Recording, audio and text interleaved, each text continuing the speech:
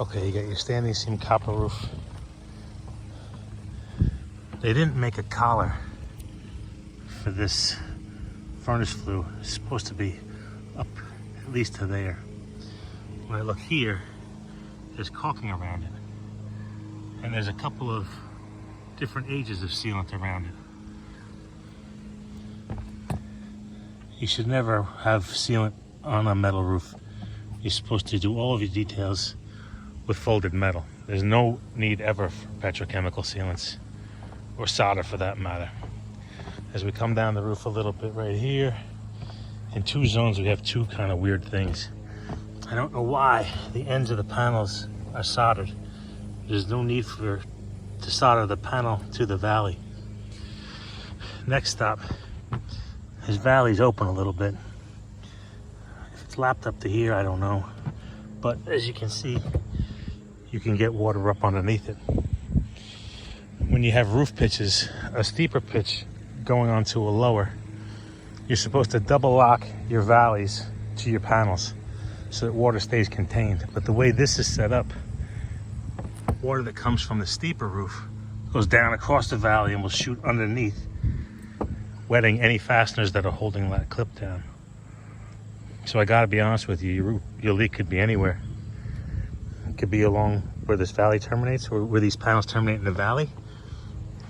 I don't know what the reason for this solder is.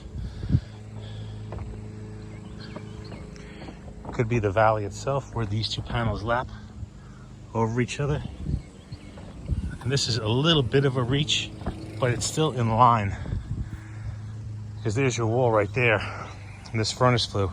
So if water gets in here, it could ride down the underlayment underneath the panels. It could ride down the framing and then drop in. So you got some real foundation errors here in workmanship standards. So at this point, you either got a really radical job of pulling the panels up, locking them into a new valley, and redoing the shingle roofing on this side. Fabricating a new flashing collar for here. Or the next step is, you could try it with, you could just caulk it and see how it does for you. Hopefully this is just something that happens during really extreme rains and won't happen again, or will only happen when you get 5 inches an hour type rain. But I don't there's not a whole lot here to save, because removing these panels here, standing them back up, new valley, locking it back into to all the panels, is a lot of work. And yet only have to do it on the other side as well. So I don't envy your position, and I'm sorry for that. These solder joints are cracked.